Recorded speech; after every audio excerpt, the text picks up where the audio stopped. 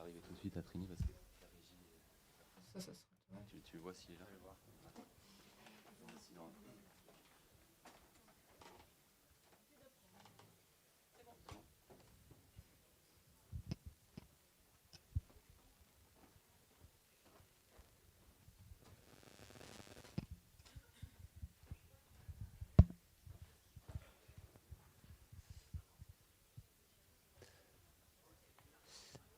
Bonjour à toutes et à tous et bienvenue au stage.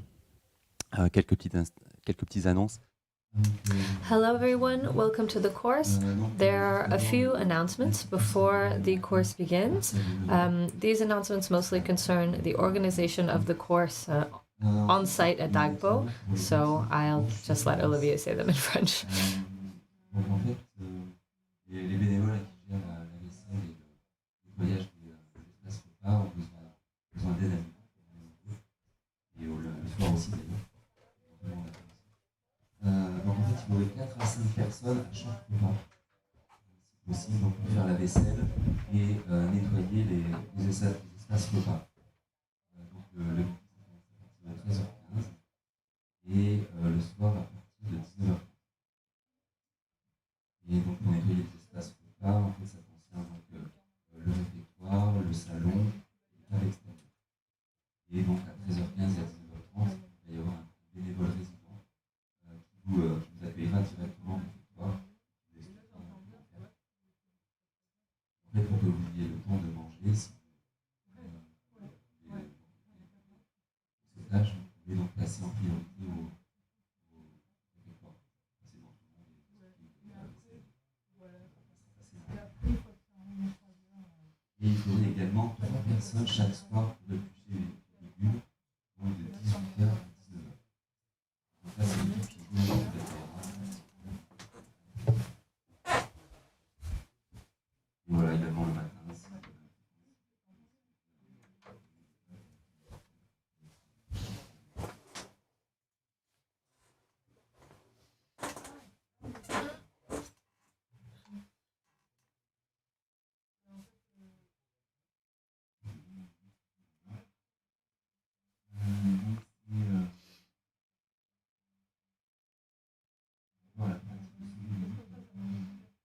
One announcement that can concern those who are following online. On the occasion of Karmapa's 40th birthday, there will be a Saving Lives practice. We'll carry out prayers here at the Institute at 2:30, just before the course continues. This practice contributes to the longevity of our masters and ourselves. Khenpo Chojak Rinpoche initiated this practice, and we carry it out now several times a year. Because the worms come from supermarkets or fishing stores, they are destined for death, and that makes them an appropriate object for this practice. We'll recite prayers for the worms before setting them free in the earth. For those who are able to participate on site, the text is available at the bookstore before the practice. And for those who are following online, it's possible to make a donation to participate in this practice, which goes towards the cost of the worms themselves. And if there is a surplus, then we donate this to various animal refuges that we collaborate with when we release larger animals like animals, sheep, etc. And then for those who are here on site, it's possible to take a box of worms with you and then release them in your home, outside of your home.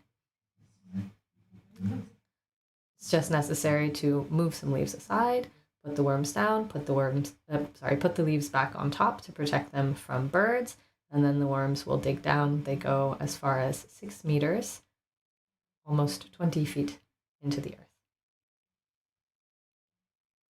Thank you very much.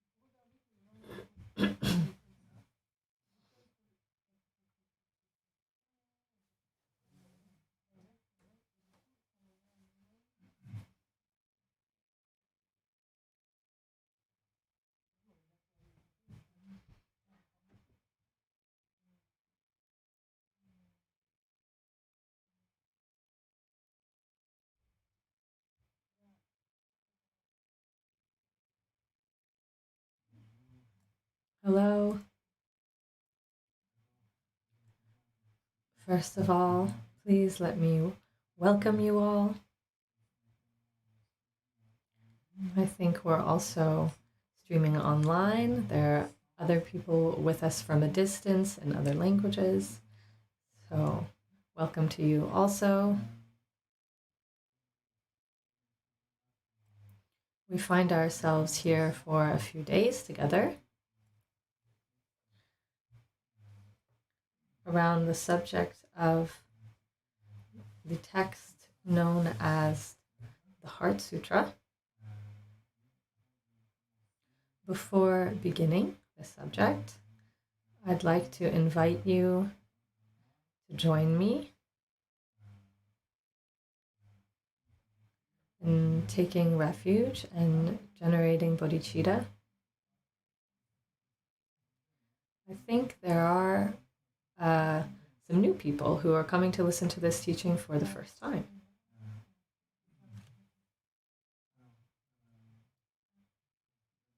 First, before each teaching and at the end of each teaching,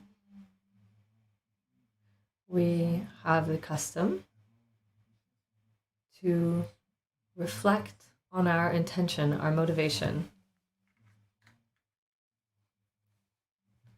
Why do we wish to study? What is the reason? What motivates us, in other words? It's possible that we may have a great diversity of motivations, of course. Maybe we're just here out of curiosity.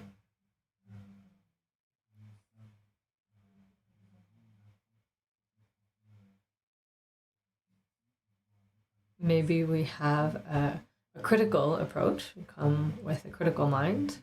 There are a great variety of intentions that motivate us to be present and to listen for all activities, of course, in general. But the reason why we begin each teaching with a kind of reflection on our motivation, with introspection concerning our motivation, and why we seek to develop the best motivation possible, is that because, in fact, every action, everything we undertake,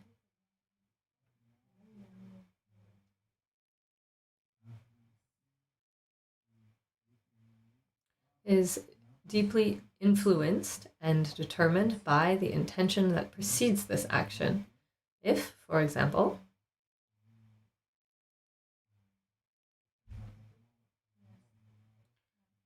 we approach the Buddha's teaching with the motivation that is inspired by ego, the desire to obtain something through this teaching, to make profit in some way, or by some kind of contrariness or malevolence, then this intention will color the way that we listen to the teaching.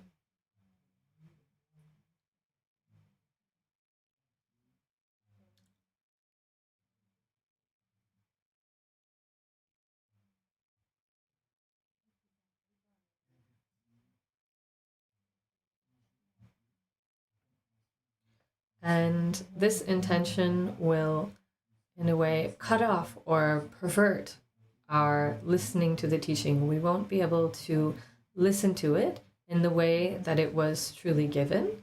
We'll be listening through the filter of our intention. If we come with a critical attitude, we'll only be looking for the things that we can criticize. If we come with an intention to take advantage or gain profit from listening to the teaching, then we'll only listen with this intention of hearing what we can use for our own advantage, rather than the ability to progress along the path towards enlightenment. If we bring an attitude colored by what we call in Buddhism the afflictive obscurations, then we won't hear the complete meaning of the teaching. Due to our motivation, we'll use the teaching for a negative purpose. It will serve our afflictions. In fact, it won't, and in this case, it won't be able to help us.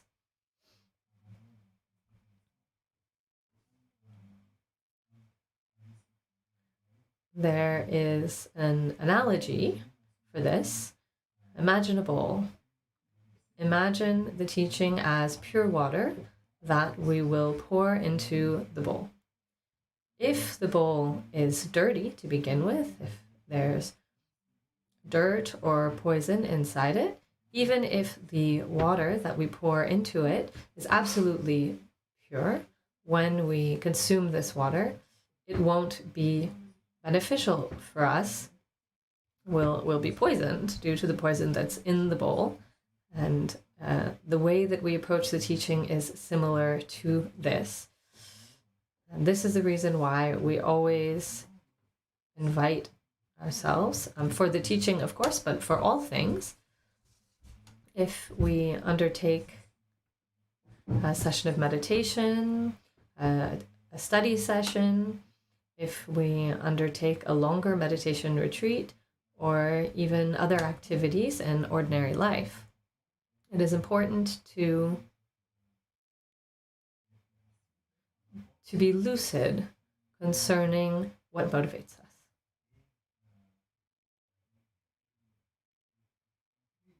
The key point here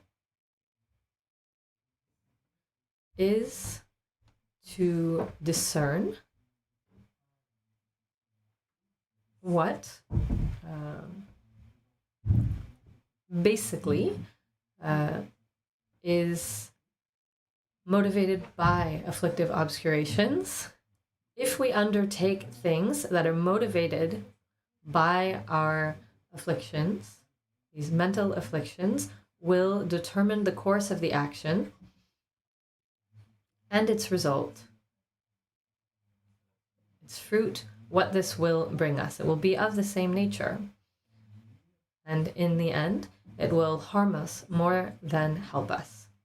That's the key point to recognize here for ourselves in order to make a good choice.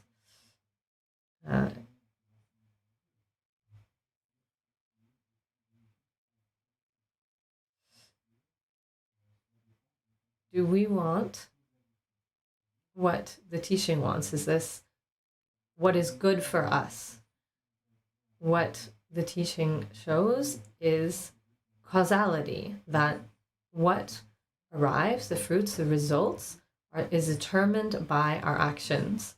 And before everything else, actions of mind, our volition that precedes all other actions. And this is why it's very important to look and see what motivates us, particularly in the context of listening to the teaching and practice. The motivation that is considered to be the best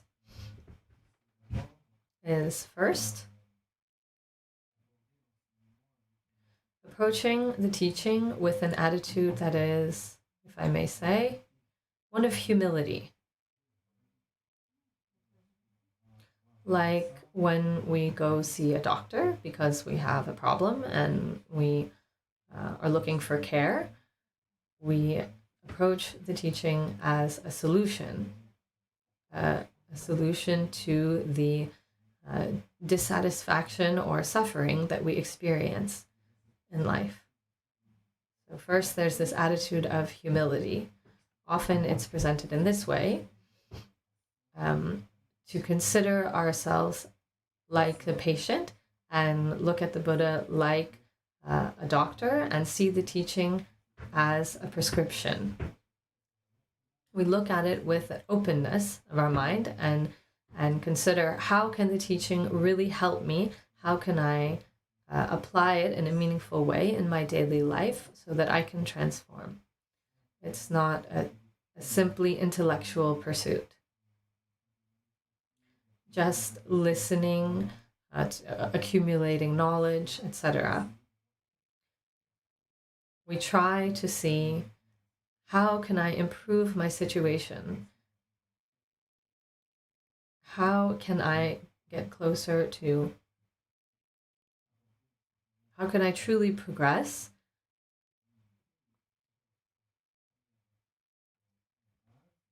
Bringing this attitude of humility is the first basis.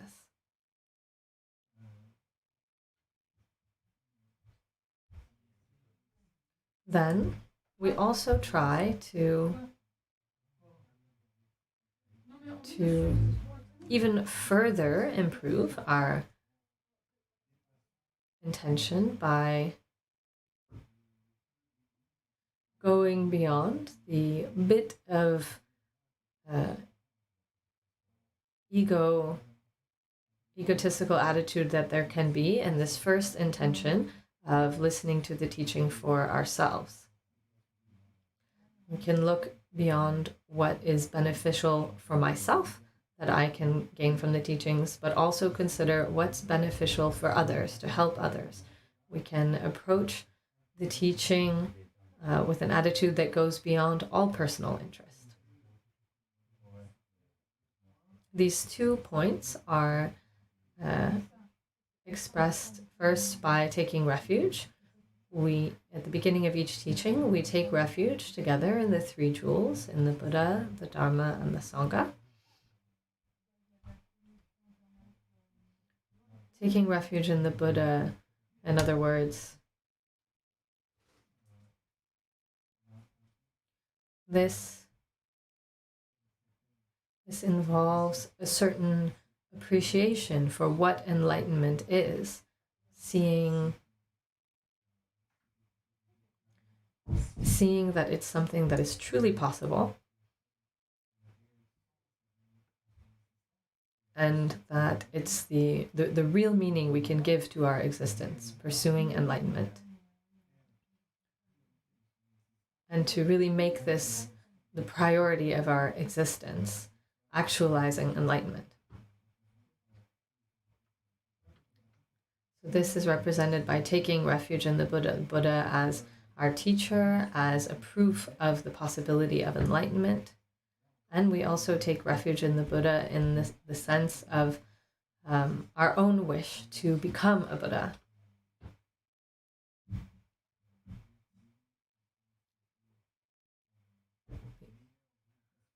This is the ultimate sense, or the best orientation that we can give to our life. Refuge in the Dharma and the Sangha is connected to this.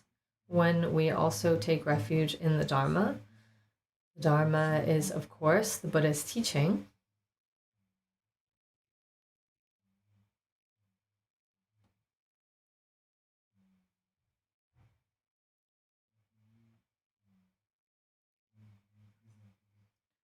That is contained and preserved in the texts.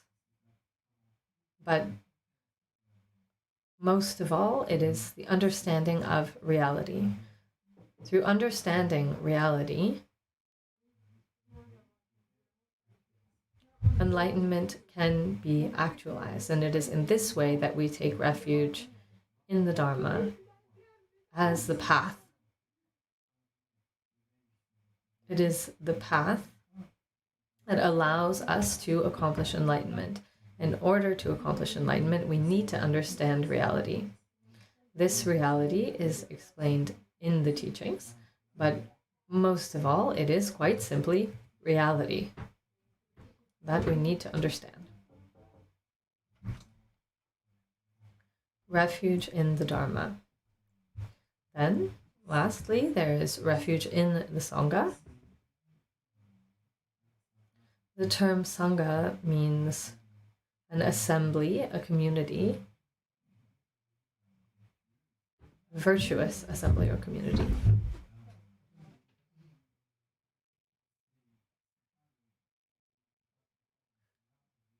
it's important not to confuse this with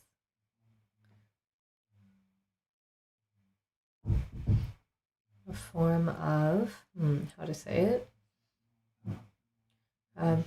with a feeling of belonging to something or attachment to something. The meaning of taking refuge in the community, another term that's sometimes used is Arya, which is often translated as noble. In other words, realized practitioners. Those who, like me, have taken refuge in the Buddha and the Dharma, as I have, but different from myself, who are more advanced in their understanding. The Buddha is the one who has completely understood reality and in this way became the Buddha, and the Sangha includes those individuals who have a partial understanding of the Dharma, one that is greater than mine. So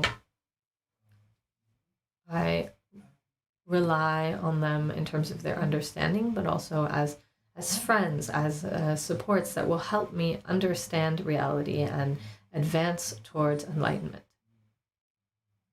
That's the brief meaning of taking refuge in the three jewels and what this attitude involves. We talked about humility, looking at the Buddha like a doctor, his teaching like medicine itself, and ourselves as a patient.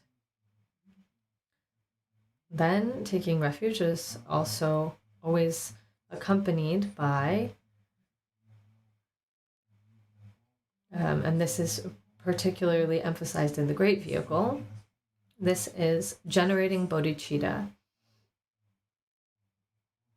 It's specific to the Great Vehicle.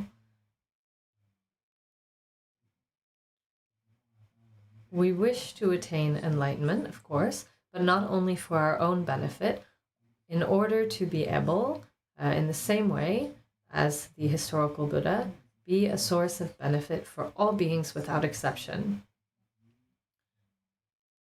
So, in essence, this is dedicating our practice for the benefit of all beings. Here we talk about this term bodhichitta, which is a crucial, extremely important term in the Great Vehicle. Bodhichitta is, on the one hand,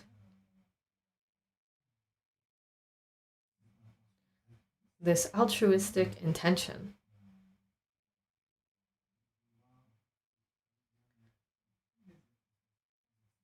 Wanting or wishing for the benefit of all beings without exception, desiring the end of suffering for all beings. This is love and compassion.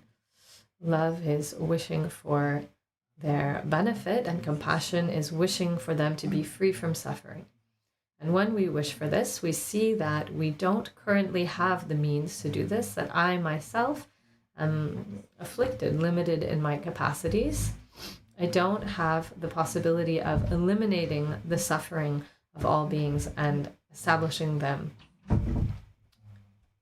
in enlightenment. And seeing this, I sincerely wish to obtain this capacity, the ability to help beings. And I see in enlightenment the possibility of truly contributing to the happiness of all beings. And so in this way, I wish to obtain enlightenment, not simply as an end goal for myself, but as a means in order to accomplish the goal of the benefit of all sentient beings. This is the aspect of bodhicitta that aims for enlightenment and that is motivated by universal love and compassion. This attitude does not include any form of discrimination. I wish to attain enlightenment for the benefit of all beings without discriminating among beings.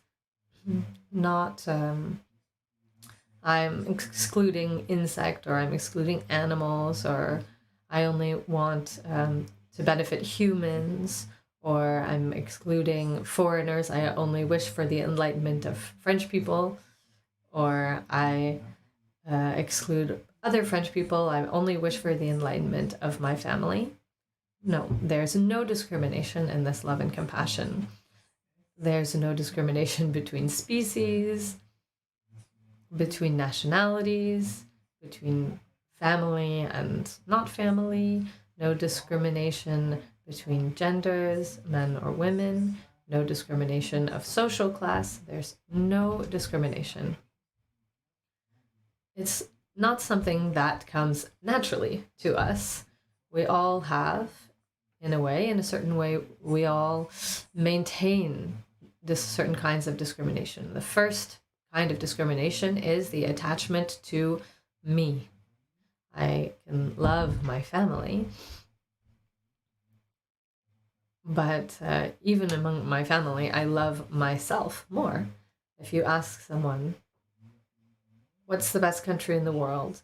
There's a great chance that they will answer with their own country. And in your country, what's the most important family? Of their own family. And in your family, who is the most important member of your family? Themselves. This is egocentrism. This is being focused on ourselves. When we grasp at me, then discrimination comes naturally. And we always have this discrimination, and we maintain this discrimination through different opinions and judgments that we create. People who look like us, we're more open to these people who are different from us, culturally different from us, etc. Maybe even I feel closer to Buddhists than non-Buddhists because I'm a Buddhist. There are all kinds of discrimination that accompany with us, but bodhicitta, generating bodhicitta, involves putting aside all of these discriminations, that we entirely go beyond them, that we don't create any differences between beings with our love and compassion, that this love and compassion be entirely free of discrimination concerning all beings, without any discrimination at all. And this in and of itself is a practice. It's something for us to cultivate. So we begin by cultivating it, by seeing that it's an extraordinary quality, that it is the most noble, most beautiful attitude by which the Buddha became a Buddha. We begin with admiration of this quality and with a sincere will and wish to have this attitude.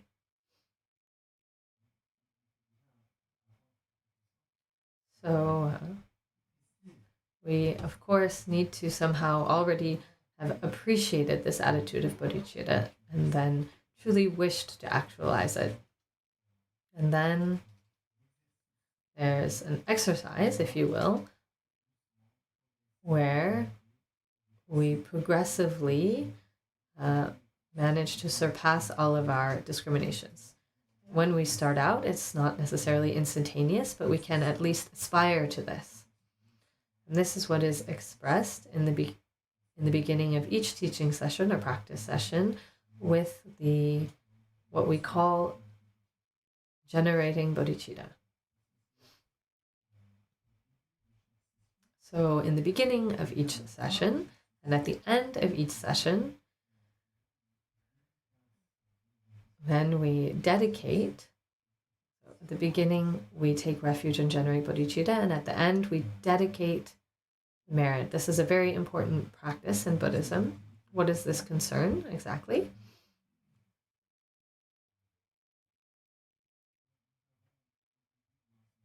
At the beginning of the teaching, we have generated, as well as we can, a good attitude, positive motivation, and then we listen to the teaching with attention. And all of this activity that we've undertaken has transformed us, has changed us in a positive way. It makes us, it allows us to gain a kind of positive strength, merit, if you will, that can result in greater happiness. This is the cause of well-being and happiness. We call this merit.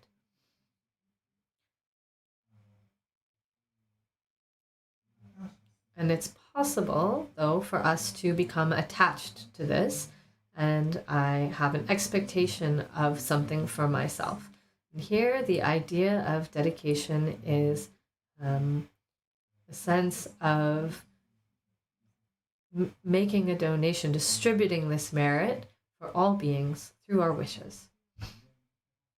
There's a difference between an ordinary wish and a wish that accompanies dedication of merit. For example, an ordinary wish in some way is not, you could say, financed by merit. If I say, oh, I want for this to happen, but if I haven't created the causes for this to be produced, then the result won't appear. But when we have accumulated merit, acquired merit, through an altruistic intention, through beneficial activity like Dharma study or virtuous practice, then we have really produced merit. And this merit, if it is not dedicated, then we appropriate it. Our ego appropriates it. And when the ego appropriates this merit, then it can be diminished. For example, here you're studying and then you go out from the teaching and you go for a walk and somebody annoys you and you get angry, then the merit that you just acquired is lessened or even destroyed. It's possible. But if this merit, if you have donated it, then it doesn't belong to you anymore, and it will serve the accomplishment of a certain wish. In this way, even if after the teaching something like that happens, if you get angry or something else, then the merit that you dedicated will never be destroyed. Because you've truly dedicated it. You haven't appropriated it. Sometimes we give this image. It's like a drop of water. The merit that we have accumulated from listening to a teaching is something, it's quite small. It's like a drop of water. And a drop of water on a flat surface in the sun will quickly evaporate. But if you take this drop of water and you put it in the ocean, it will be dispersed into all of the water of the ocean, and so long as the ocean is there, it will be present. So in this way, all of the merit that we have dedicated, the wishes that we have accomplished in connection with this merit will continue to be present, continue to accomplish benefit.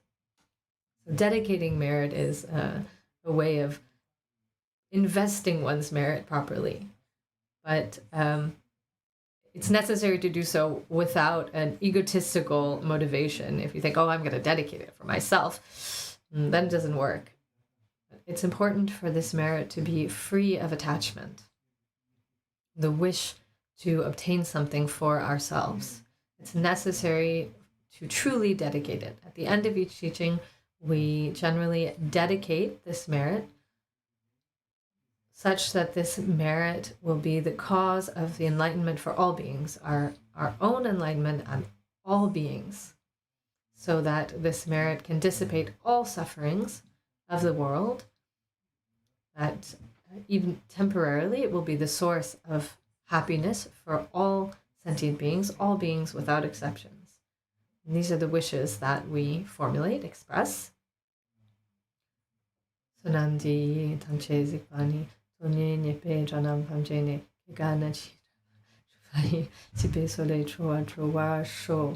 These are the wishes that allow us to eliminate all causes of suffering for all beings and to establish all beings in enlightenment when we dedicate merit in this way.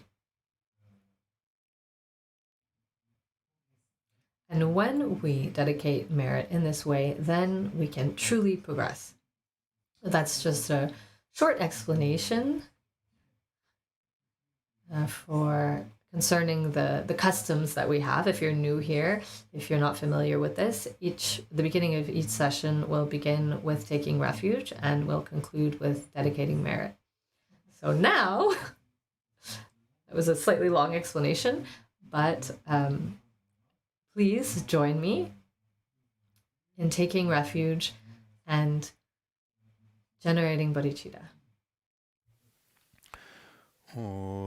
Sanji chudan soji chonam la chanchu pardo dane chamsu chi dagi jinsu jiber sunam chi rola penchir sanji ro parsho Sanji chudan soji chonam la chanchu pardo dane chamsu chi dagi jinsu jibe sunam chi rola benchir sanji ro parsho sanji chudan soji chonam la chanchu pardo dane chamsu chi dagi jinsu jibe sunam chi rola benchir sanji ro barsho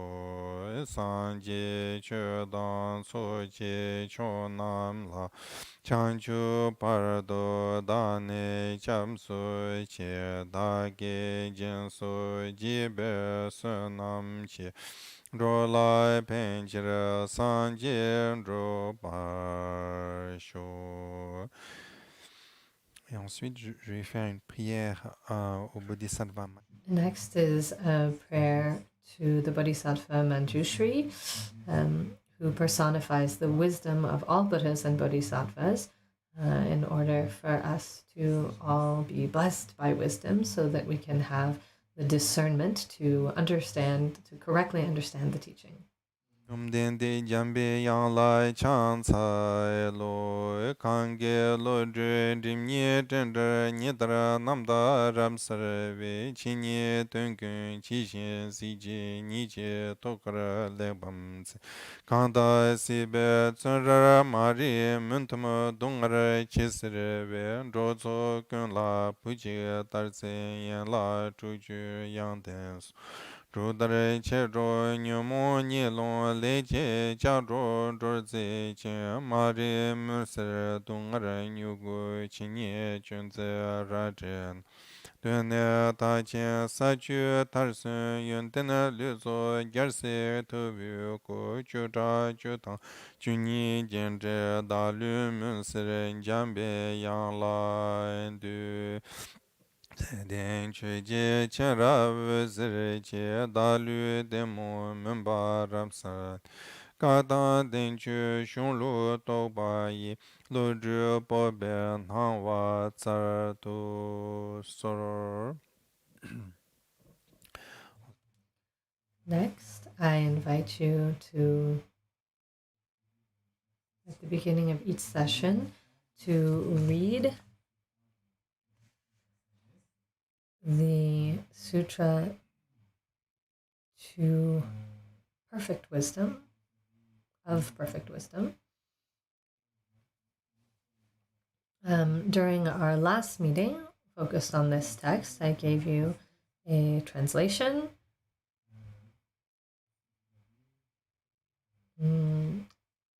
Perhaps for those following in English, we can organize the possibility of sharing this version in English on the course website. I'll talk to the translation and web team about that.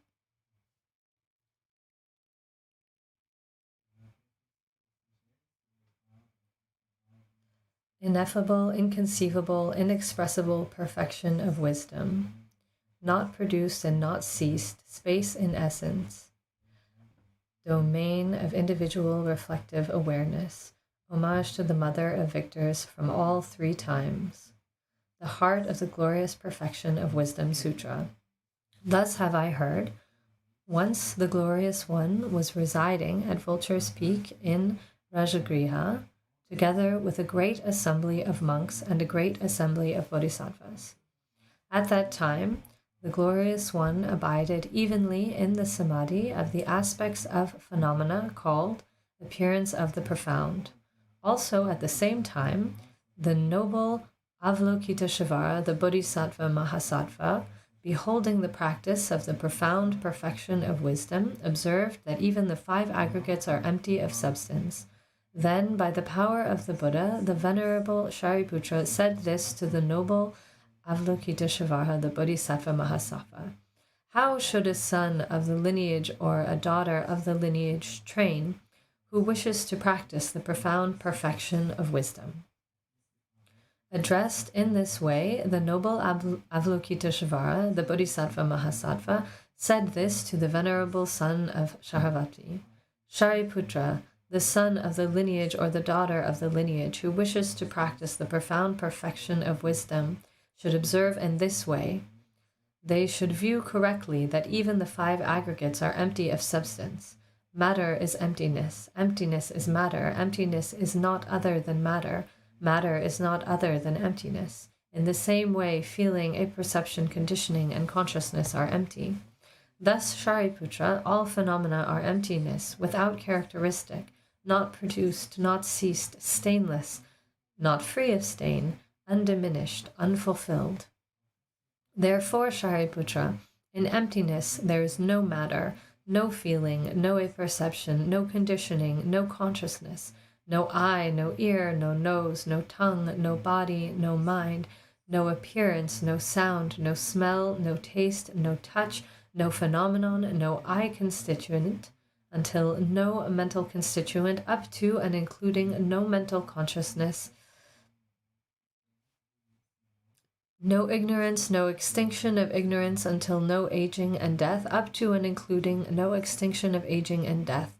There is no suffering, origin, cessation, or path, no wisdom, no attainment, no non-attainment.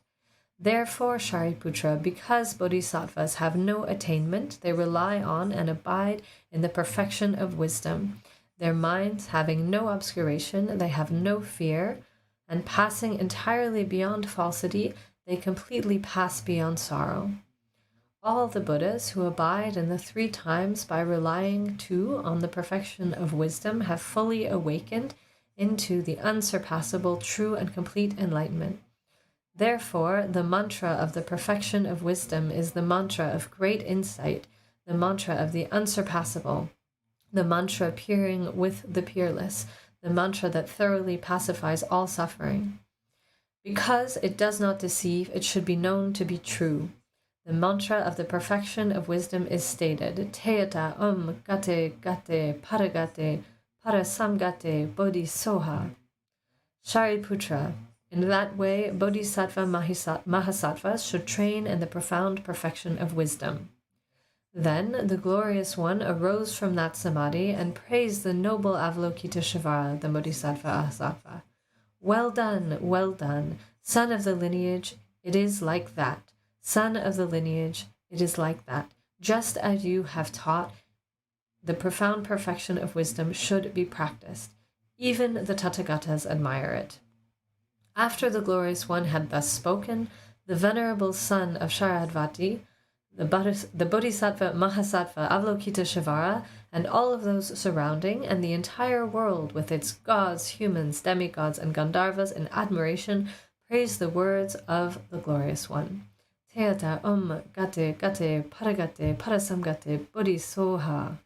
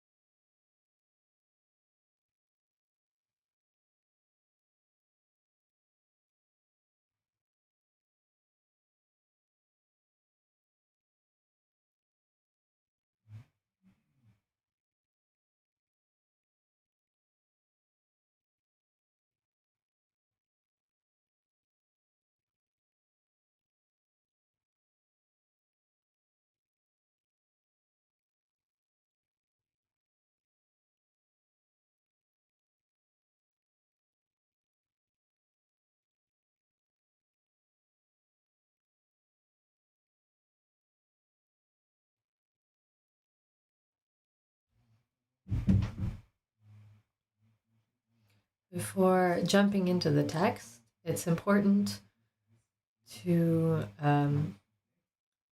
contextualize this text again, give a little background. In general, the Buddha's teaching has a twofold objective: an ultimate objective, liberation from conditioned existence or samsara, and a temporary objective, peace and benefit within conditioned existence or samsara.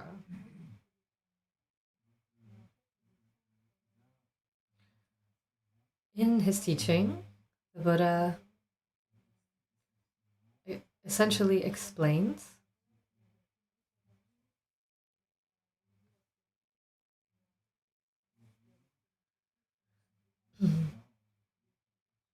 if we summarize in a certain way by the Buddha, we find this summary given by one of the 5 great disciples of the Buddha, the one who was named Ashvachit.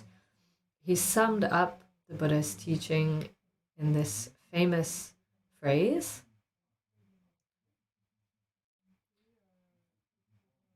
all that depends on causes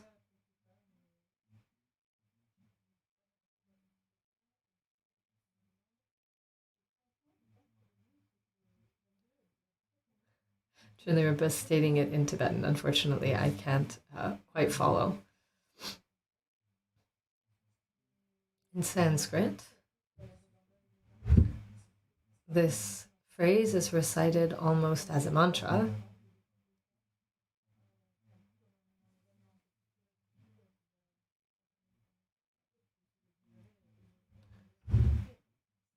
For all that is cause, the Buddha explained the cause. For all that is cessation, the Buddha likewise explained perfectly. It's an approximate translation. But in general, in short, the idea is the Buddha seeks to discover the origin of our discomfort, our suffering, and also how to put an end to this discomfort and suffering. And in essence, this is what the Buddha proposes: the end of suffering, how to go beyond all suffering.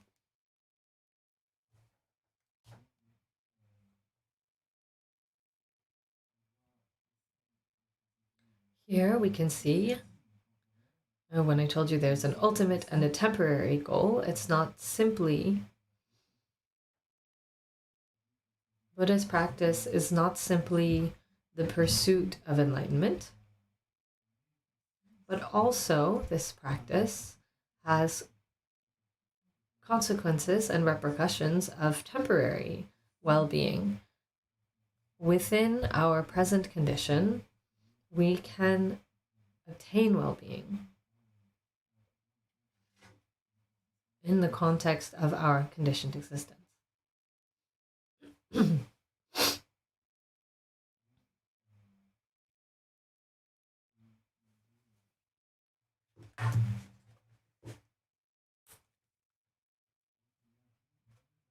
There are 2 aspects.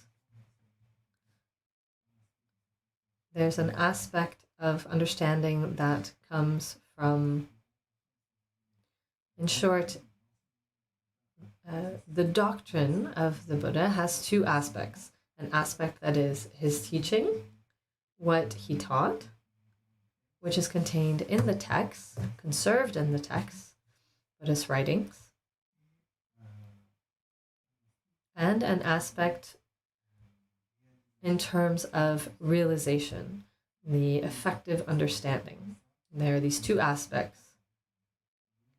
We call this Lung Ten Tokpa in Tibetan. Lung is the teaching and Tokpa is the understanding. The first aspect of this teaching is accessed through listening and studying the teaching, the Buddhist teachings. And the second aspect of the Buddhist teaching, we access it through practice, the effective understanding. In other words, it's realization. This is actualizing the fruit of practice, of study and reflection.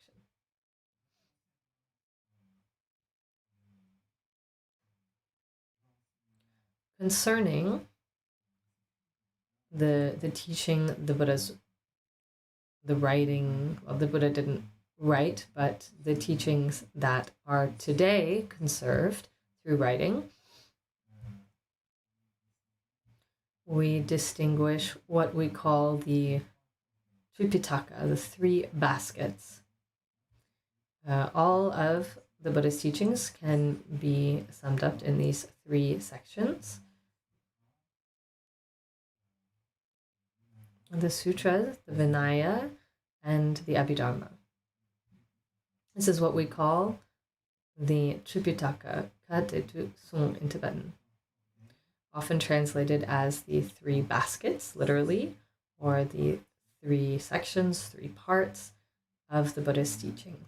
Then there are of course subdivisions, notably subdivision into 12 according to the nature of the text, but in general, we speak of these three. The largest, the sutras,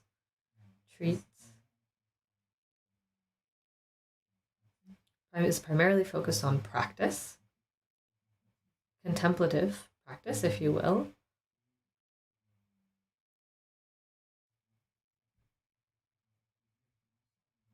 We could say that all Buddhist practices can be summed up into what we call the three fields of training. Training in ethical conduct, training in contemplation, and training in wisdom.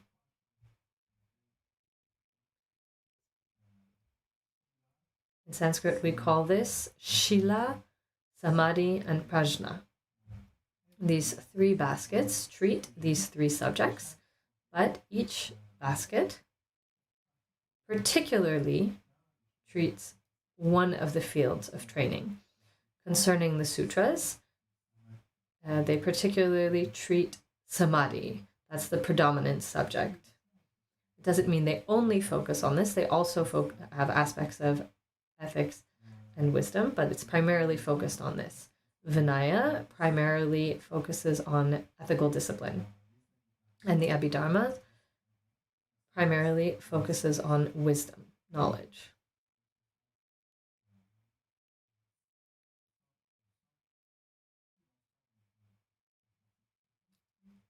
In other words, all the practice of Buddhist practice can be summed up in these three fields of training.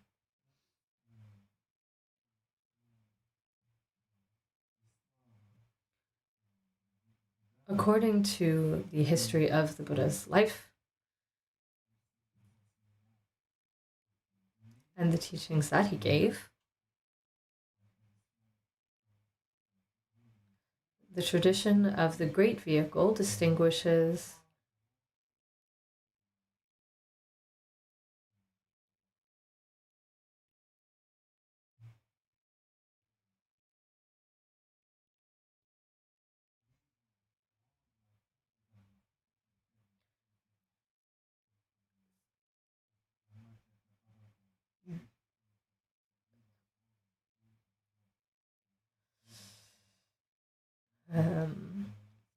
the turnings of the wheel.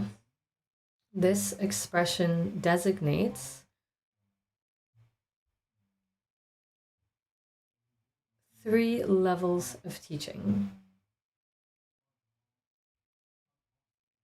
three great subjects of teaching, three major categories of the teaching, going from the most common teaching the Buddha gave, the teaching that is accepted and studied in all traditions of Buddhism, what we often call the common vehicle or the listener vehicle,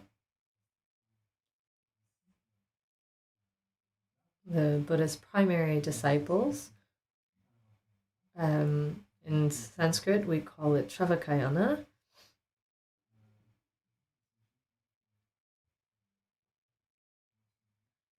This concerns primarily the teaching on the Four Noble Truths.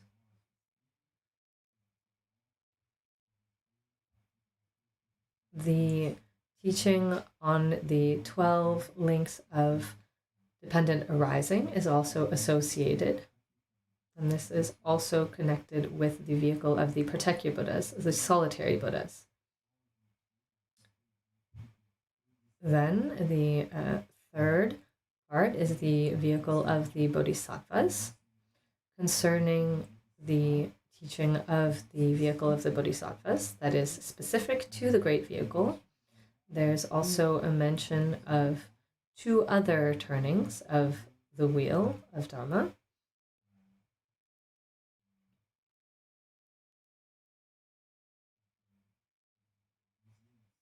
The second is on the perfection of wisdom, the teaching on the perfection of wisdom. And the third are the teachings on on Buddha nature.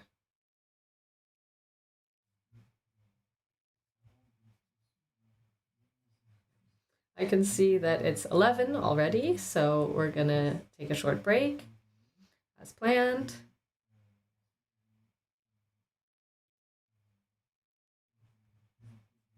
And then I will briefly present these 3 turnings of the wheel of the Dharma in order to properly contextualize to help us understand the Heart Sutra. Particularly, the reason why we focus on this is because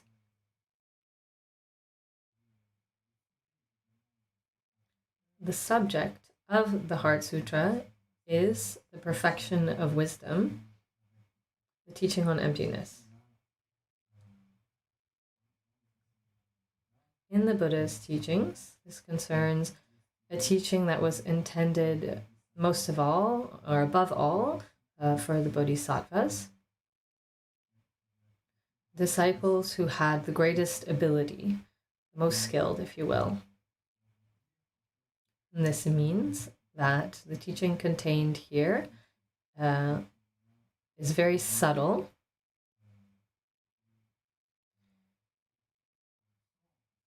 There's a possibility of getting confused about the meaning of this teaching and not understanding it properly. It's not generally the subject that we start with in terms of the Buddhist teachings. We don't start with this subject. It's the most subtle subject. In order to commit to the path or to engage in the path in the beginning, it's more important to understand or have a certain understanding of the teaching on causality. It's very important to understand the causality between our actions and becoming. This is almost more important to start out than understanding emptiness. If we don't have this understanding of causality, then there's no reason, in short, to practice Dharma. And if we skip over this step and go directly to the subject of emptiness, it's very likely that we will be confused about the subject of emptiness and confuse it with a vacuum or nothingness, a kind of nihilism. Due to this, we might even turn away from practice because of this. due to our misunderstanding, lack of understanding. It's very important to first acquire true confidence in the Buddha's teaching on causality. So thank you for your attention, and please join me in dedicating the merit that we spoke about earlier. Sonam di tamche ziba ni tone ni be rana pamche ni chega na che balab truba sibe tsole rowa sho.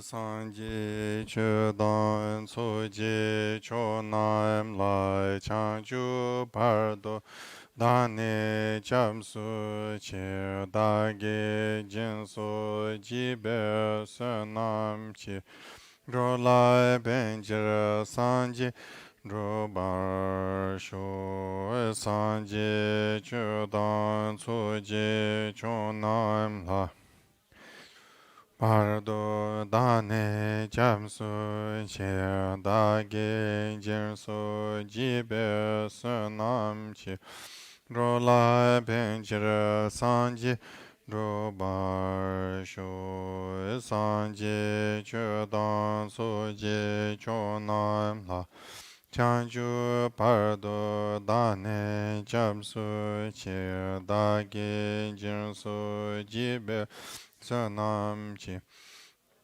Benjira Sanje Robar Sho Simje Tamje Dewa Tan Devi Chudan Dembar Churchi Dungara Dan Dungara Jin Chudan Chawar Churchi Dungara Mebe Dewa Tamba Dan Mindra Vara Churchi Niren Chadan Dan Cherve Dan Nyom Chenpo La Ne Bar Churchi Jomden de Jambe Yang Lai Chan Tsai Lo Kange Lo Dre Dim Nye Dren Dre Nye Dara Nam Darab Sarve Chi Nye Tun Gun Chi Shin Si Chi Ni Che To Kara Le Bam Se Kanda Si Be Tsun Ra Ma Ri Mun Tuma Dung Ra Chi Sarve Ro Tso Kyun La Pu Chi Ga Tar Se Yen La Chu Ju Yang Ten Song Rudra che ro nyu mo nye long le che cha ro ro ze che ma ri mun se dong ra nyu go chi nye chun ze ra che na den ne ta che sa ju tar se yun den le zo jar se tu yu go chu ra chu da chu nye jen da lu mun se ren jan be yang la du ze den chu ji che ra we ze re che da lu de mo mun ba ram sa ne Gadan Dinju Shun Lu Doba Ye Lu Zhu Bo Be Nang Wa Tsar Du Sur.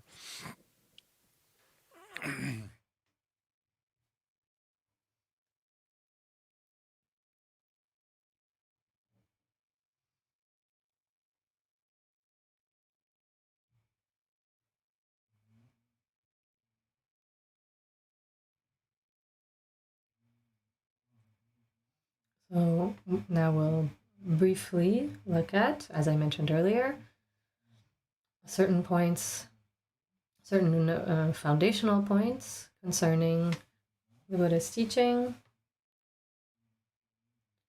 I mentioned the 3 turnings of the wheel of the Dharma.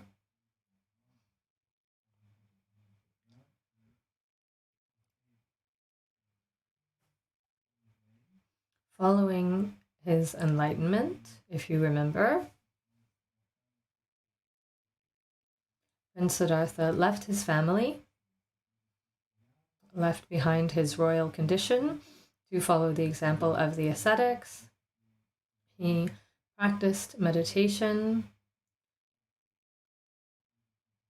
according to the instructions of 2 different masters. He will surpass them. For 6 years, he practiced asceticism in a very rigorous manner. And then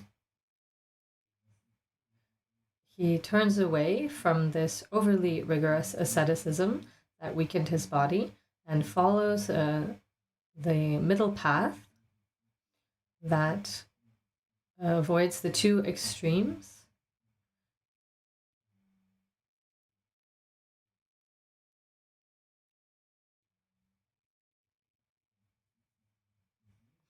The extreme of deprivation and the extreme of simply the pursuit of pleasure.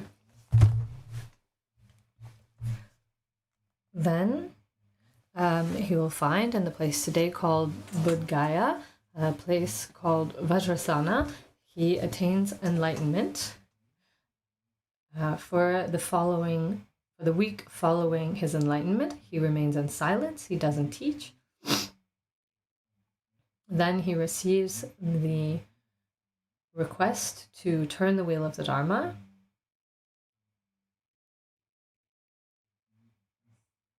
He goes to the area of Kasi, close to the area of Varanasi, or the place we now call Sarnath. And there he finds 5 of his former companions with whom he practiced asceticism. And there he teaches for the first time. This is the first turning of the wheel of the Dharma. The subject is what we call the Four Noble Truths.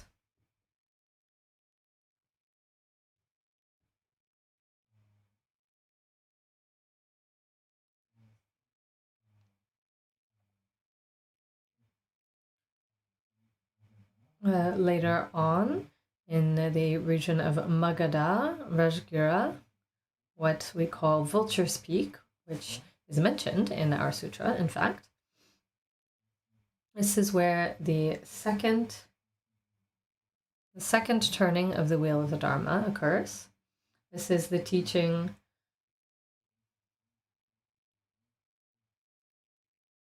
the turning of the wheel of the Dharma on the absence of characteristics, which primarily teaches emptiness, the perfection of wisdom. Then there's the third turning of the wheel of the Dharma at Vaishali and other places, which results in texts such as Samdhinyamana Sutra, the Avatamsaka Sutra, where the principal subject is Buddha nature, and other texts that explain the nature of Buddhahood. As I explained earlier,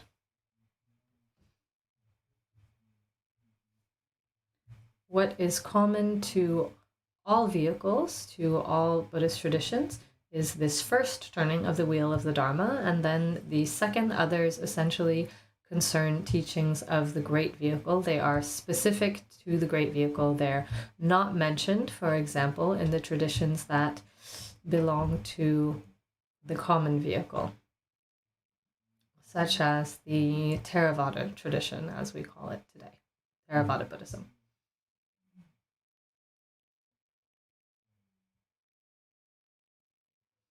The first cycle of teachings is the most important, the most foundational, the most common, also the most accessible.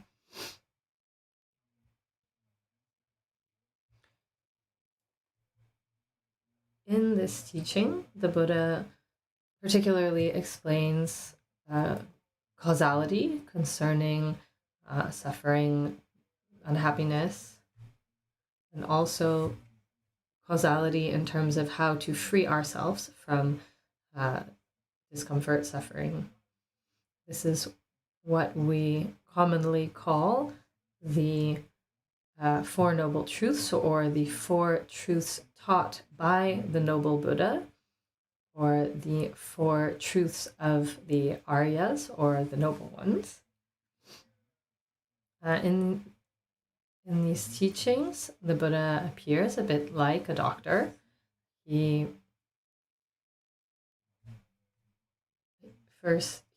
gives a diagnostic, and then he offers an explanation of how the illness came about, then gives a prognostic, and then explains the way to achieve this. The first truth is about dukkha, suffering. The second, the origin of suffering. The third is cessation of suffering. And the fourth is the path that leads to cessation of suffering. Here, it's necessary to have real understanding of our condition and to understand its causality in order to engage in Buddhism. We can't leave this teaching out. We might think that we can speak about the great vehicle and exclude the common vehicle, but this is not the case. The great vehicle is only an extension, a way of deepening the common vehicle.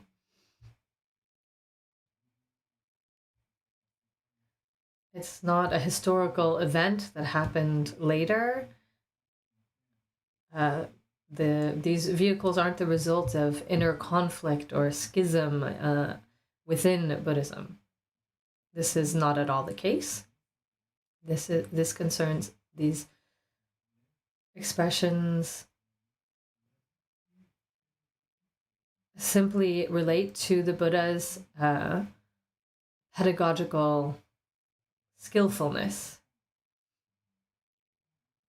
The vehicles don't depend so much on the Buddha, but rather they depend on his audience. The Buddha expressed the teaching in a way that is more accessible and a way that is more profound, depending on the abilities, the understanding, and the application of his audience. So these vehicles reflect the abilities of beings and not a kind of historical event that occurred later on.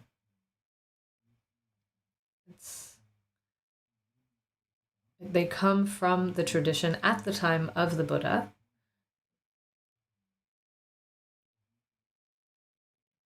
The teachings for the Great Vehicle had a smaller audience. It was a more profound teaching. That is, on the other hand, that has become more popular and which has been made more accessible over time.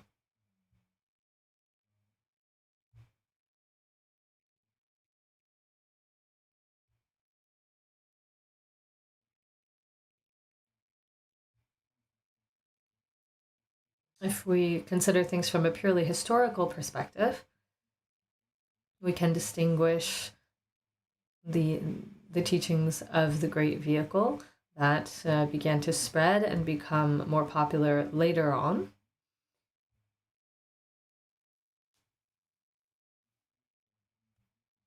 They were much less well known during the Buddha's lifetime or just after. But this in no way implicates that these teachings do not come from the Buddha. They are from the Buddha, in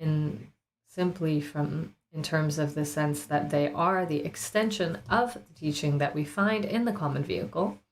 They're not in contradiction with or in opposition to the teaching that we find in the Four Noble Truths.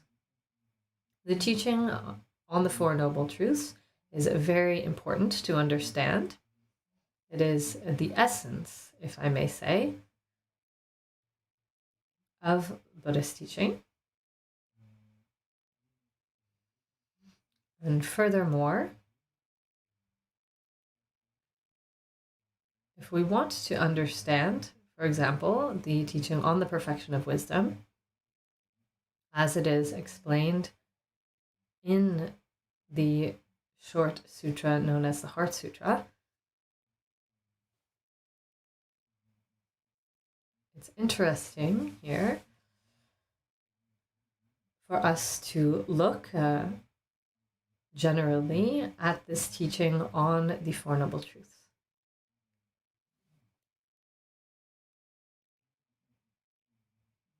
The first of the Four Noble Truths, the Sanskrit term is dukkha.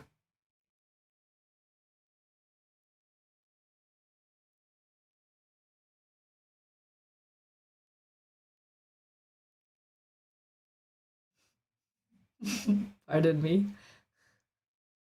So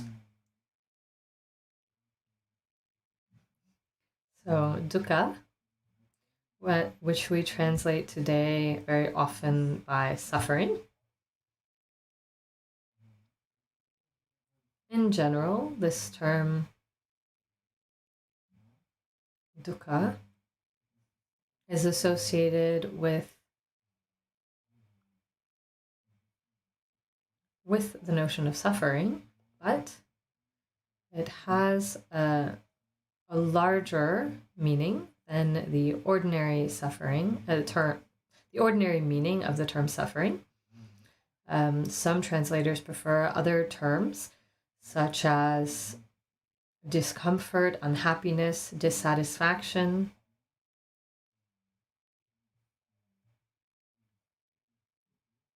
Of course, this term dukkha is the opposite of the term sukha, which means well-being or pleasure.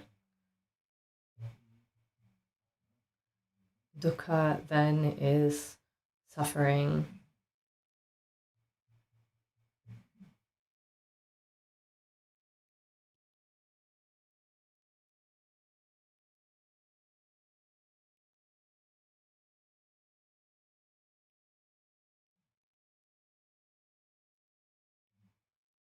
Pardon me.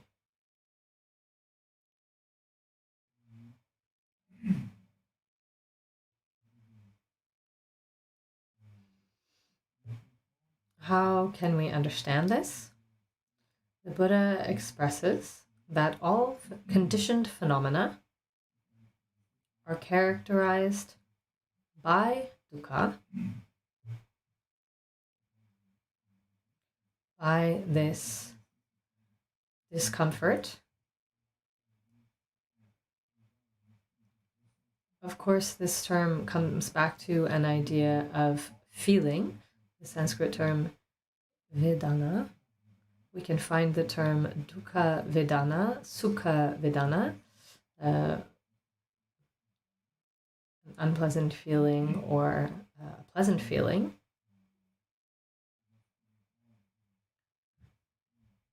When we speak about this term, dukkha, we can, to begin, observe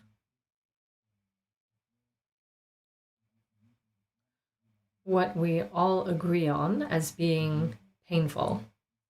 Physical pain, the pain of aging, the pain of illness, the pain of death, but also psychological pain, not managing to obtain what we want,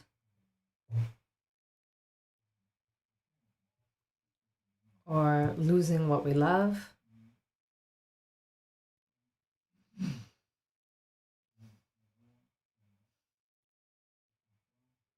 Sometimes we see the division of dukkha in three forms, which represent also three types of feeling. The first is dukkha vedana, the unpleasant or painful feeling. Everyone recognizes this. This is nothing particular to Buddhism. Everyone will say, oh, that hurts. That's not nice. That's what we can all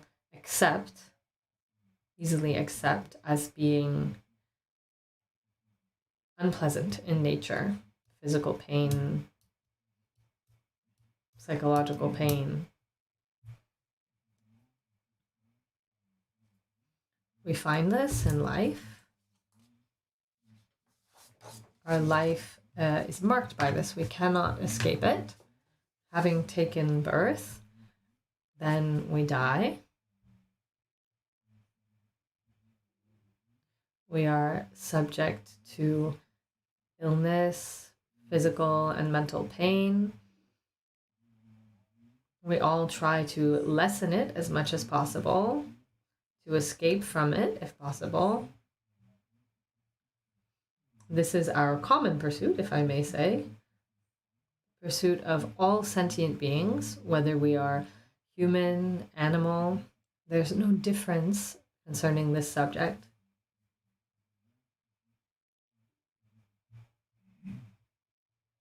We all try to avoid pain.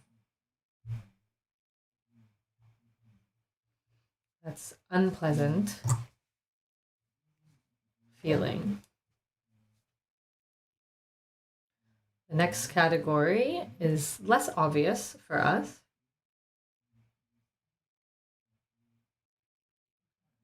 And this corresponds with sukha vedana, a pleasant feeling that the Buddha also included in the category of discomfort. All the pleasures of the world, well-being, peace, this even includes the experiences that are the result of the dhyanas, of obtaining certain states of stability and mental calm. We can experience a certain happiness that is incomparable to all types of sensory happiness. A much greater type of happiness or bliss. Even this happiness is described as being dukkha.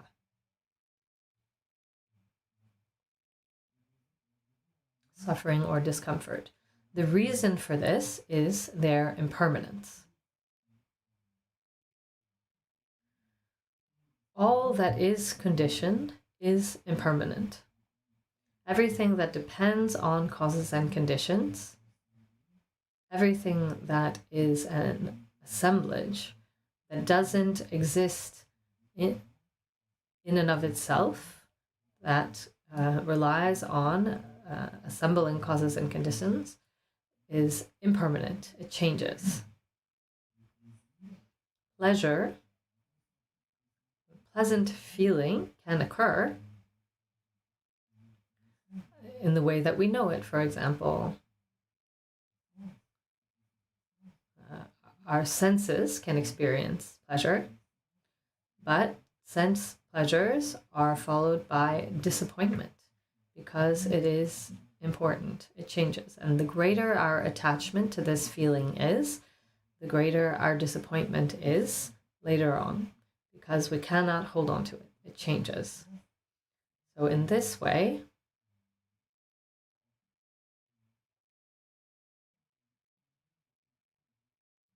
one way that we can understand dukkha is something that is defective, that is imperfect.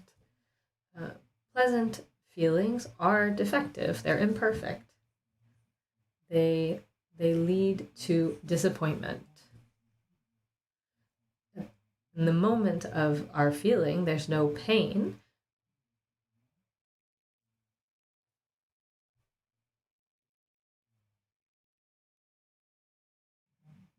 But pain is inevitably implied, it's promised in a way. The fact of experiencing a pleasant feeling is a kind of promise of experiencing disappointment later on. This is what we call a discomfort of change.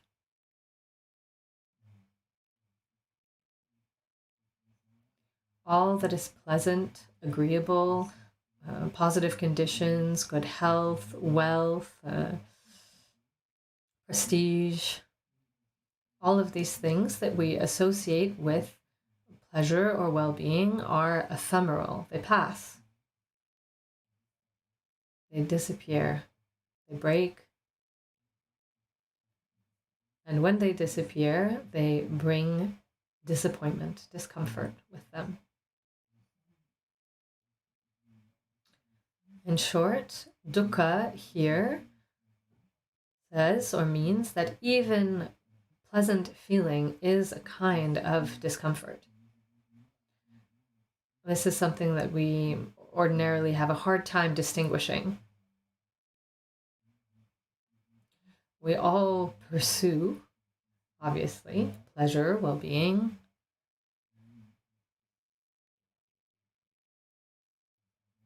Even when we commit to a spiritual path, often it's with an expectation of a pleasure or well-being. There's a very strong attachment to this feeling. And the nature of a feeling is always conditioned. So this is very unique to the Buddhist teaching. There is a third kind of feeling that is neither pleasant nor painful. And this is also considered to be dukkha in nature.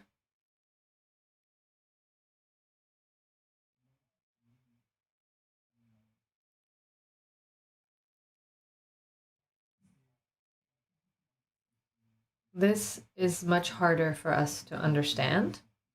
This is the feeling that is neither pleasant nor painful. How is this discomfort?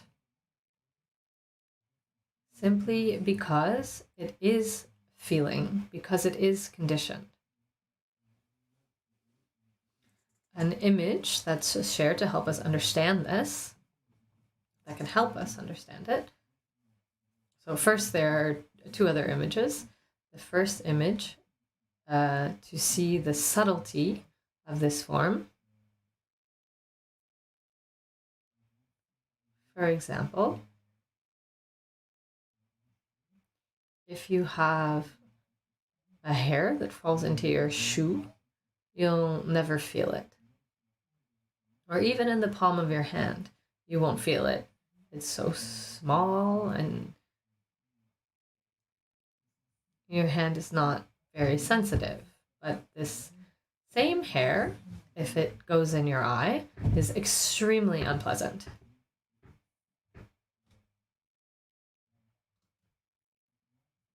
This image is in terms of the ability to discern this discomfort. When our mind is agitated, confused, as it ordinarily is, we are not able to determine its dissatisfactory nature. But for someone who has great mental stability, they can see the dissatisfactory nature of this kind of feeling that is neither painful nor pleasant. Another image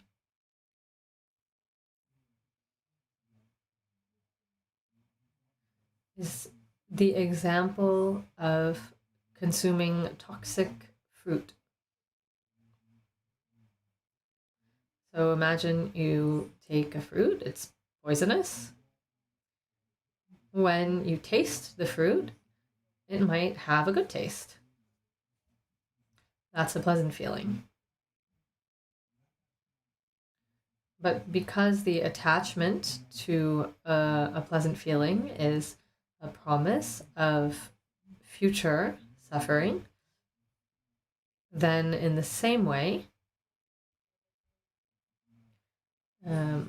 consuming this poisonous fruit is a promise of of being poisoned that follows.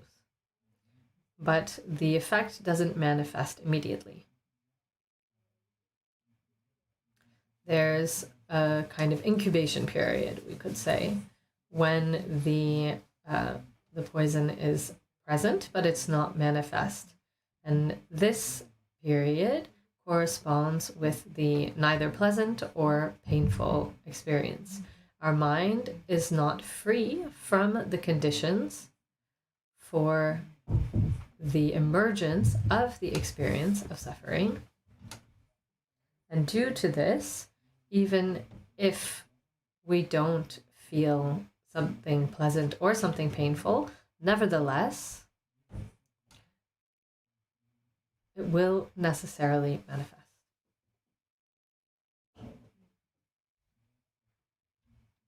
Due to the fact that there is this conditioning. There's a term that is used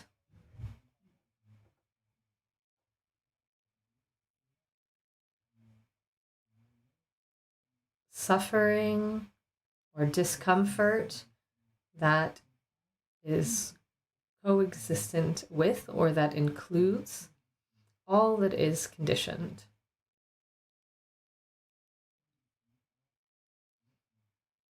Conditioned by our mental affliction and our ignorance.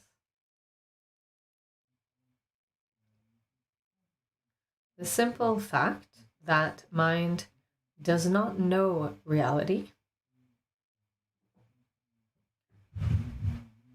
includes ignorance and a disposition for the afflictions, means that our existence is of the nature of our existence is suffering or discomfort or dissatisfaction. That's what we need to recognize here. It's a very important point.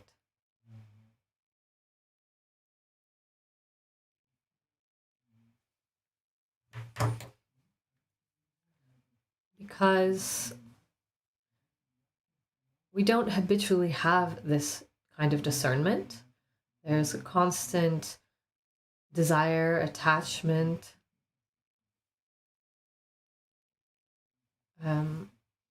that accompanies our perception. Every time we perceive something pleasant, then we are naturally attracted to it, and then we become attached to it.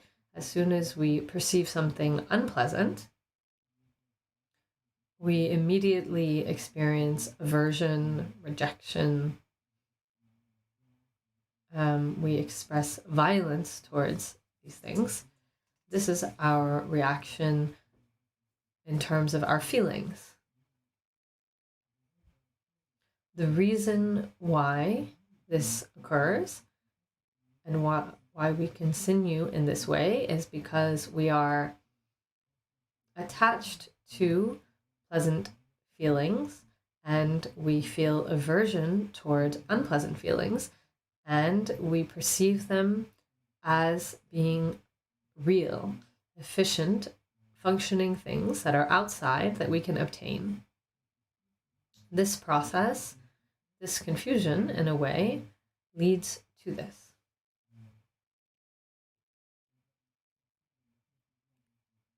Here, the confusion that I'm talking about is our confusion of not seeing that everything is an unpleasant process. We have this impression that there are pleasant things to obtain, and there are unpleasant things that we should get rid of. And we don't see that everything, in fact, has this nature of discomfort or dissatisfaction. And so there is this pursuit that we continue, that we maintain.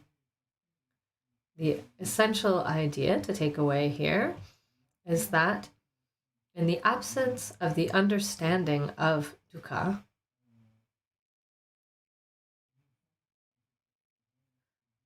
we have a certain expectation in terms of the outer world, this hope that we'll truly be able to obtain something beneficial. And this is a lack of understanding concerning the fundamentally dissatisfactory nature of reality, whether it is pleasure or discomfort, when we ignore their dissatisfactory nature, then we still have this hope that there's something satisfying to obtain. So ordinarily, we're constantly in the pursuit of new conditions. I want to go from the condition of poverty to the condition of wealth. I want to go from the human condition to a divine condition. We always want to go from one condition to another condition. We always want something better. We discern something painful and we want to go towards something pleasant. I always want to eat more and more subtle and delicious dishes. I want more pleasant clothes and houses.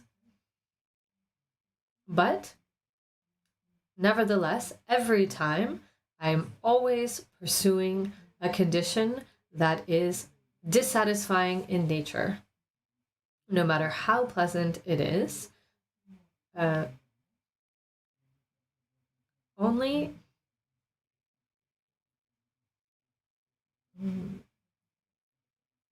even if we turn away from all outer pleasures and turn within and establish ourselves in a great mental stability, that there is a condition of great bliss. Even this is seeking out a condition, and a condition that is impermanent. So we can see that samsara, what we call conditioned existence, there are these three major divisions. The dimension that we call desire, the karma dhatu in Sanskrit, the rupa dhatu, and arupya dhatu. Karma dhatu is the desire world, us, human beings, animals, or we could have an older vision of divinities and gods who have greater happiness than we do,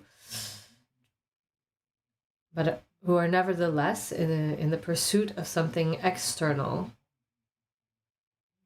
Then there are other dimensions that are more inner experiences that we access via mastery of mental calm. And this concerns what we call the rupa and arupya dhatu. Rupa is the form realm, or sometimes physical world, we say. There's still a perception of an outer world, and the arupya is completely interiorized. There is no longer any outer perception. It's simply focused on an inner state. But all of these states are conditioned because they are not free from attachment.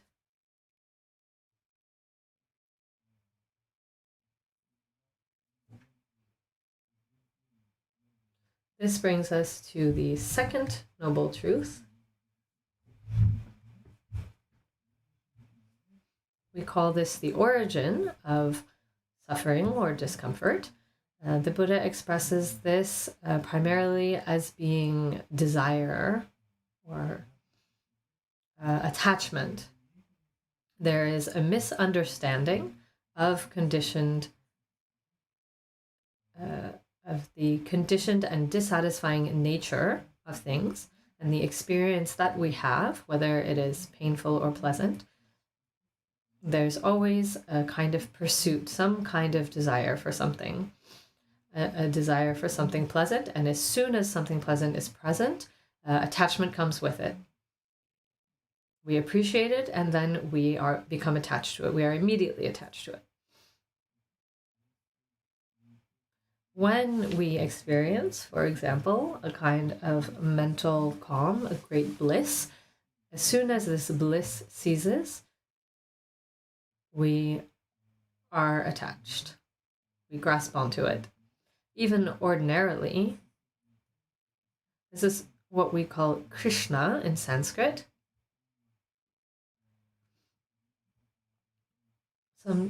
Sometimes it's translated by thirst or craving. So the Buddha designated this as the origin of suffering. When we look in detail, how does craving manifest? Here, Buddha mentioned ignorance.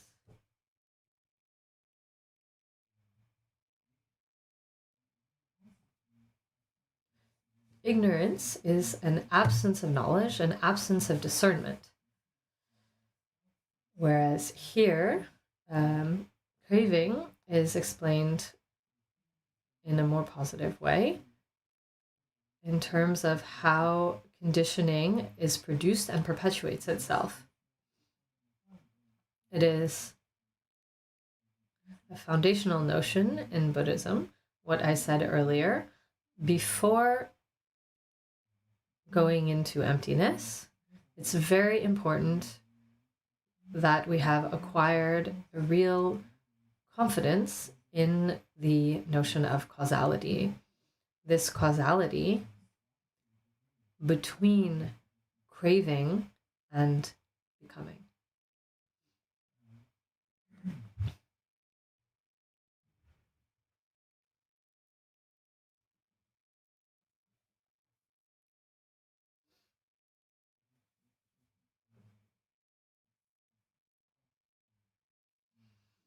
This craving that is at the origin of our volition, our action, that conditions us, that manifests in our lives and in our experiences. At the basis of this, there is ignorance, lack of understanding of the nature of our minds, of phenomena, not seeing reality as it truly is. This is dualistic grasping, etc. This is a more profound aspect, if I may, of the teaching. If I may, in terms of the idea here, let me see.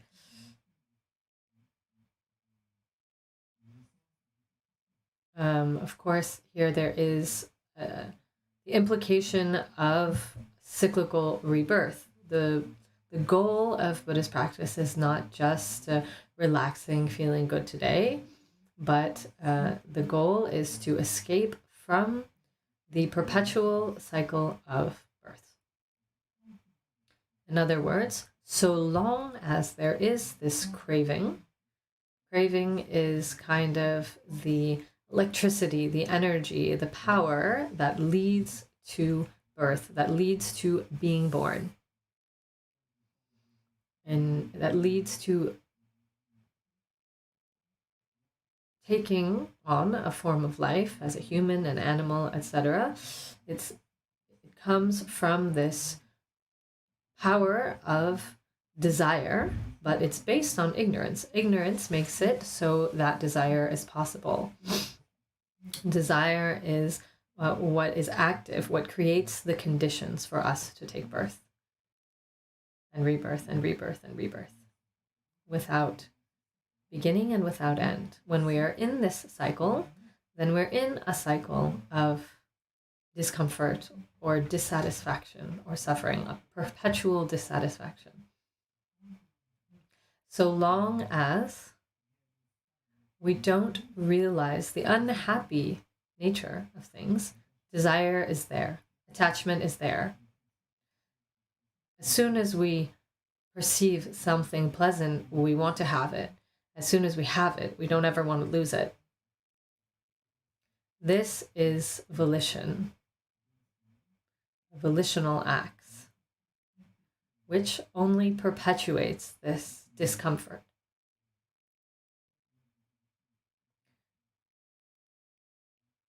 The Four Noble Truths, in fact, the understanding of the Four Noble Truths is what leads to the realization of enlightenment. But even just for us to start out, it's necessary to understand that conditioned existence is unsatisfying. And for this, we need to concretely become disinterested in the preoccupations of the world, ordinary pursuits, because we can see that this is nothing but discomfort or dissatisfaction. It's not a kind of renunciation or deprivation. Simply, we recognize that something is a poison.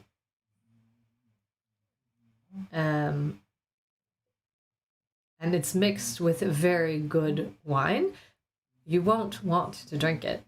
Even if in appearance it's delicious, it seems delicious, we know that it's poison. Likewise, if we see all the conditions of the world as being dukkha in nature, ordinarily we pursue wealth, prestige, etc. as conditions to have an experience of a certain kind of well-being or happiness. Isn't that it? But this pursuit is painful.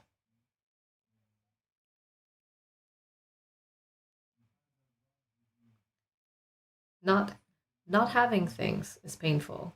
The pursuit of having things is painful. When we have it, the fact that it's impermanent, that it will pass, is painful.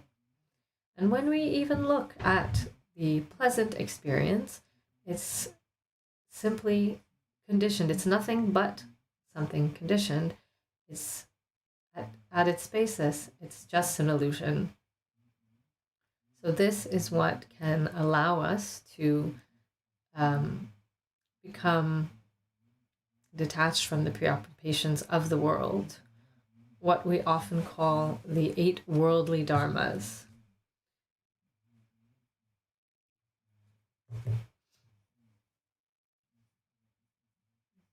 If we ask ourselves, what does everyone want?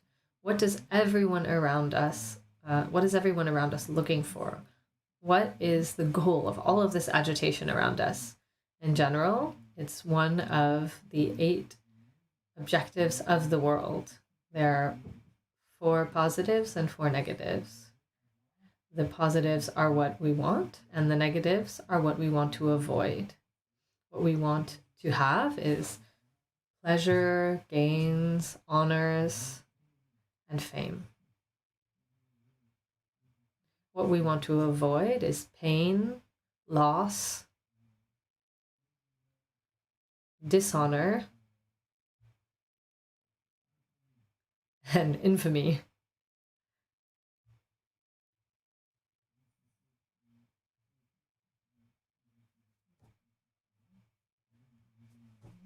This is what preoccupies our entire human life. Even animals are seeking to avoid pain and to experience pleasure, to obtain, to gain things, to have something to eat, to have a shelter. We're constantly preoccupied by this outer external pursuit, or preoccupied with an inner state, some kind of bliss considered as a thing. And so, as I said earlier, there's always this seeking out conditions.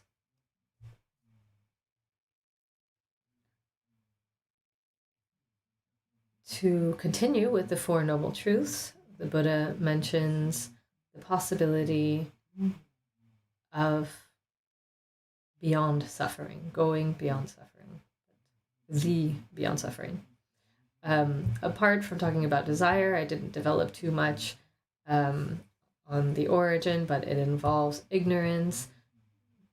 Karma, actions, of course, are the origin of suffering. And the Buddha's the prognosis is the possibility of going beyond this dissatisfaction or suffering. And this beyond suffering is not some kind of paradise that's promised to us, or a eternal life with some kind of eternal divinity. It's not a place. It is simply the actualization of our reality. In other words, if we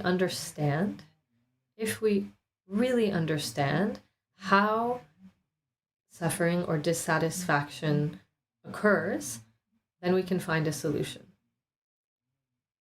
If we don't understand causality, if we have a mistaken idea about causality, if we think that what's not the cause of happiness and well-being can produce it, like desire, attachment, etc., then we go in the wrong direction.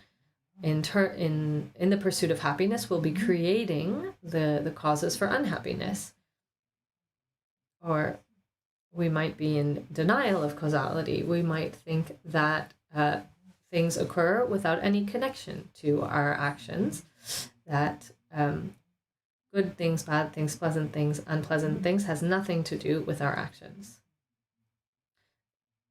In fact, it is necessary to understand causality correctly, to understand causes and conditions. The essential point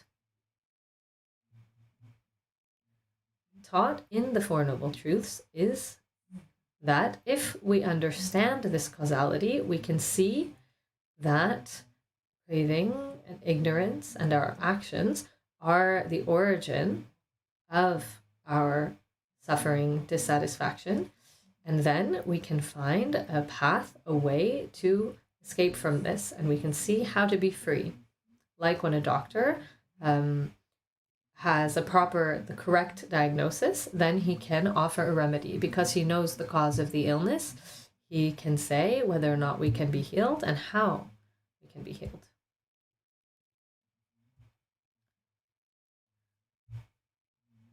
The same way, this teaching shows us the possibility of going beyond suffering or dissatisfaction. This beyond suffering, it's not a place, it's not a paradise, as I said. There's a term, nirvana, which literally means beyond suffering.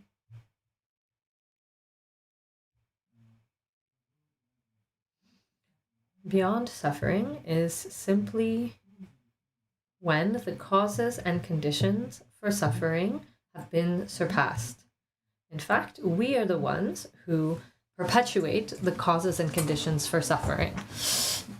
Suffering isn't something that we're subjected to by an outer divinity, or it's not something that appears accidentally without causes and conditions.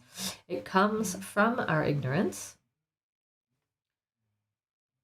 and our actions, our own volition, our afflictions, mental afflictions.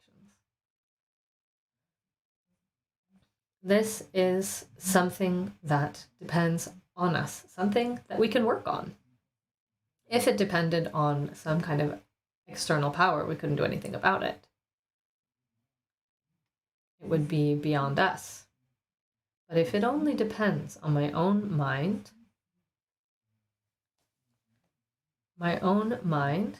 is something that I can easily interact with. We'll come back to this subject, but maybe you have some questions. I can see that time is going very quickly.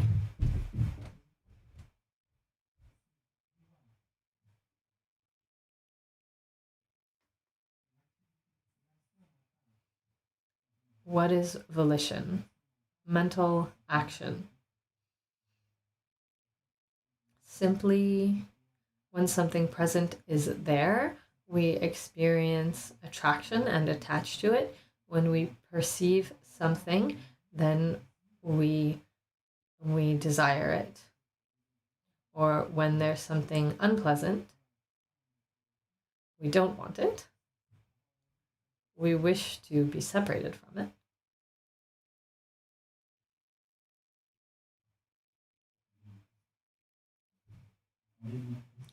Wait for the microphone to ask your questions, please.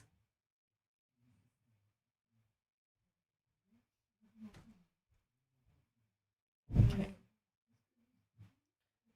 Is mind among conditioned phenomena? That's a question. It's a very interesting question. in the way your question is formulated, you speak of mind as if it's one thing. Whereas in Buddhism, we see it as a collection of things, a group of things. So there are different aspects. It depends on what we understand in terms of mind. There is mind as it is manifest today. We have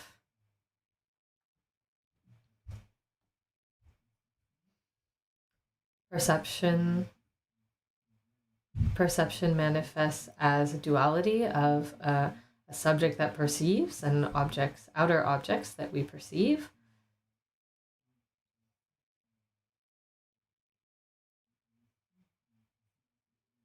Mind that is in this duality, we call this consciousness. Consciousness also has several aspects. There is an aspect connected with the mental and also with each one of the senses. There's visual consciousness, auditory consciousness, smell, taste, touch. In other words, there are 5 sense consciousnesses, and then the mental consciousness, the 6th consciousness. These are mentioned in the Abhidharmas. The consciousnesses are conditioned by ignorance. And then it's mentioned, there's another term, yeshe, that's mentioned. The timeless aspect of consciousness that's more subtle, that goes beyond duality, and this aspect is free of this duality and free of conditions.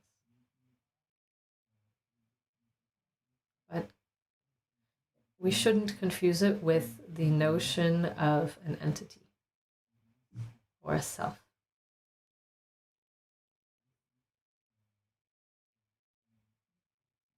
It's a subtler reality of our mind. It's present for all sentient beings. This point of the teaching is particularly emphasized in the 3rd turning of the wheel of the Dharma concerning Buddha nature. In the context of the teaching on the prajnaparamita, we'll see that perceived phenomena, as well as the mind perceiving them, are free of substantiality, of any true essence. In the context of the teaching on the Four Noble Truths, there is a notion of the continuum of mind that is not to be confused with a self. There is no self. Just an assembly of things, an assemblage of things. It's necessary to take care, because when we talk about the subtler aspect of reality of our mind, this in no way involves affirming any kind of substance in terms of our habitual manner of understanding. There are different degrees of subtlety of understanding, but according to the formulation that we use,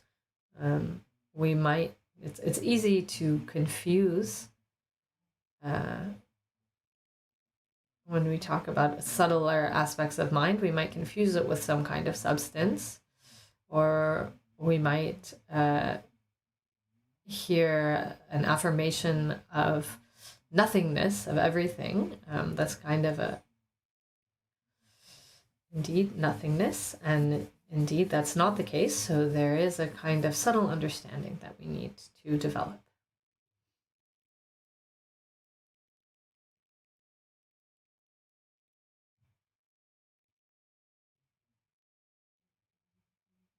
I wanted to ask a question about that. Maybe it's not the moment, but I don't understand this continuum that has no substance, but that is nevertheless a support for karma that we still develop on our level.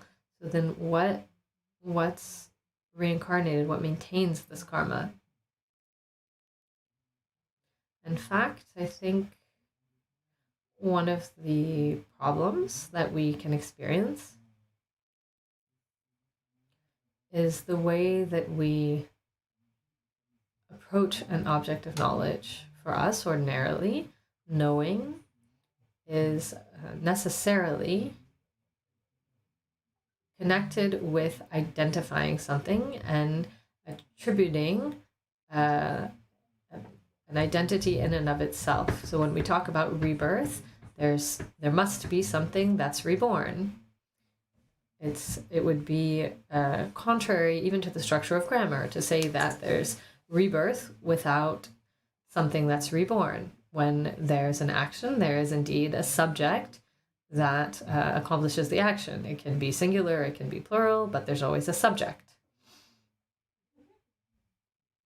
In our mental structure, our way of thinking, it functions in this way. And the confusion is that we are attached to the idea that that our structure of thinking reflects reality. This structure, this way of thinking, is practical. It allows us to communicate, it helps us obtain what we want.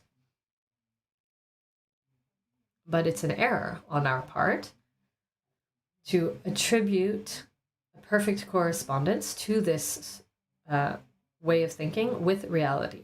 When we talk about the absence of self, etc., we're not just talking about our conventions and to find an explanation that corresponds with our conventions and our intuition. We're trying to go beyond this and understand reality as it is. It's not about opinions or beliefs. The affirmation of non-self is simply that, following the analysis, critical and detailed analysis or dissection, if you will, of the components of our individual self. There's nothing that corresponds with the idea of me, of I. The idea of me suggests that there is a single unit. I is one thing. It's singular. It's not plural. And this singular is also permanent. It is the same. I'm always the same. I think that the I is the one that possesses the mind, the body, etc. It practically exists separately from the body and mind. It's the one who possesses, in a way, body and mind are like the property of the I.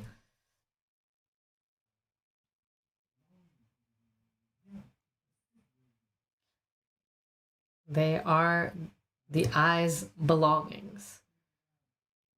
And if this I is something that exists beyond our psychophysical elements, then where is it? It must be observable. But all that we can observe are the physical and mental elements. And all